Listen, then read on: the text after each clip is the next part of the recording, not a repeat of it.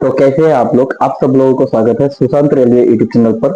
आज मैं इस वीडियो पर बात करूंगा कि एनटीपीसी यूजी पर मेरा कितना मार्क्स आया है और कैसे आया है, मेरा स्ट्रेटेजी क्या था, तो उसी के बारे में बात करूंगा। और जिनका नंबर एनटीपीसी यूजी पर लगभग 60 से कम है, उनके लिए आप क्या करना चाहिए, कैसे पढ़ना चाहिए, वो भी मैं इस वीडियो पर बताऊंगा।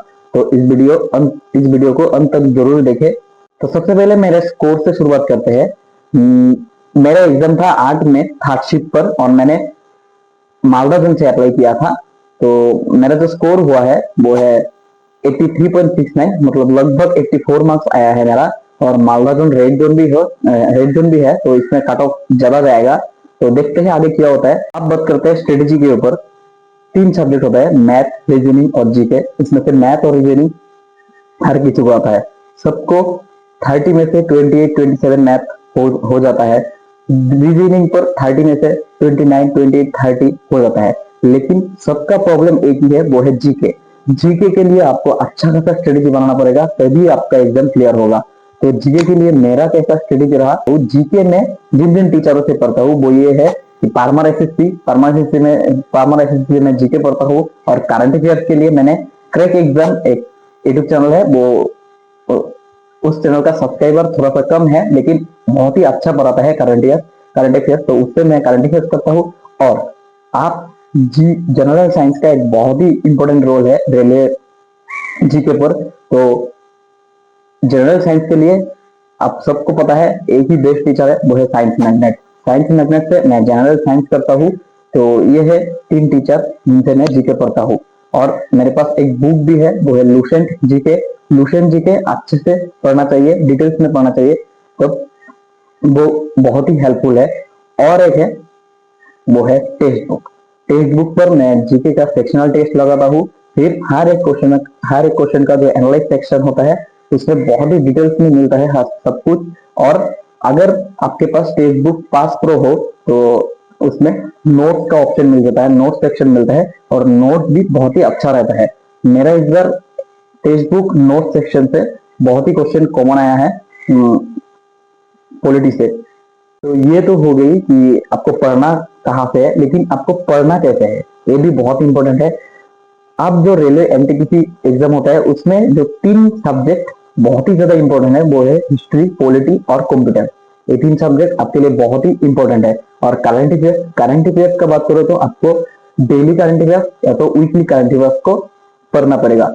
आप एग्जाम के 1 महीने पहले आप करंट अफेयर्स करोगे तो ऐसा आपका करंट अफेयर्स नहीं बनने वाला। कम से कम हर रोज, हर डे आपको 20 करंट अफेयर्स याद रखना है, तब आपका करंट अफेयर्स एग्जाम में बन सकता है। और जनरल साइंस के लिए आपको तो मैंने बता दिया, जनरल साइंस के लिए आप साइंस मैनेजमेंट को फॉलो करिए, तो आपका हो जाएगा। एनटीपीसी जैसे एग्जाम पर साइंस बहुत ही हार्ड नहीं आता है, 2 से 3 क्वेश्चन आता है साइंस से, वो इजीली हो सकता है। और बात करें तो हिस्ट्री और पॉलिटी की, हिस्ट्री पर आपको ज्यादा ध्यान देना है। हिस्ट्री में भी आपको एंशियंट हिस्ट्री और मॉडर्न हिस्ट्री, इन दो पार्ट से बहुत क्वेश्चन मिलता है। मिडिवल हिस्ट्री से थोड़ा सा कम मिलता है।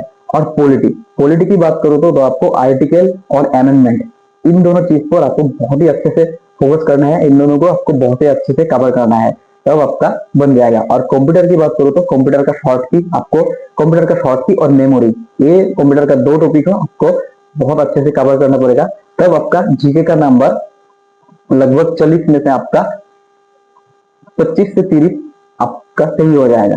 तो जीके का स्ट्रेटेजी आपका ऐसे ही रहना चाहिए, तब आपका बन सकता है। बात करते हैं रेलवे मैथ के लिए।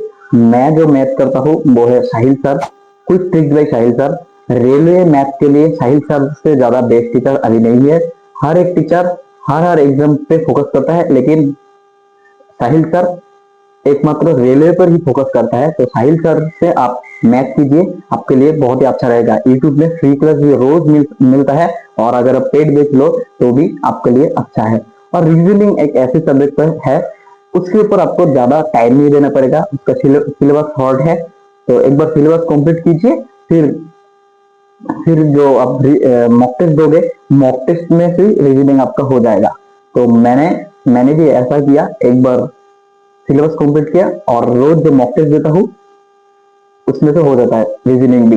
अब बात करता हूँ जो एनटीपीसी यूजी पर जिन लोगों का मार्क्स 60 से कम आया है, यानी कि 60 के आसपास है, उन लोगों के लिए क्या करना चाहिए। तो देखिए, अभी भी आपका मार्क्स अगर 60 आ रहा है, 60 से कम आ रहा है, तो आप अभी कंपटीशन से बाहर हो। आप इतना कंपटीशन है, कार्ड ऑफ लगभग 80 जाता है, 80 से 90 के बीच में रहता है, और आपका मार्क्स 60 आ रहा है, तो आपका नहीं हो सकता अभी। तो आपको आप बेसिक्स पर ध्यान देना पड़ेगा, सिलेबस कंप्लीट करना पड़ेगा। सिलेबस कंप्लीट करने के बाद आपको 2-3 वर्ष का रिवीजन लगाना पड़ेगा। फिर आपको मॉक टेस्ट लगाना पड़ेगा अच्छे से। मॉक टेस्ट में नंबर आपका इंक्रीज करना पड़ेगा। जब मॉक टेस्ट में आपका नंबर इंक्रीज होगा, तब आप आपके अंदर कॉन्फिडेंस आएगा, तब आप एग्जाम अटेम्प्ट कीजिए। वरना अभी आप आपका नंबर नहीं आ रहा है लेकिन सिलेबस कंप्लीट नहीं है, आप एग्जाम अटेम्प्ट करोगे तो एग्जाम में ज्यादा नंबर नहीं आएगा और आप डिमोटिवेट हो जाओगे। तो इसलिए पहले सिलेबस कंप्लीट करो, अच्छे से रिवीजन करो, फिर आप एग्जाम में बैठो।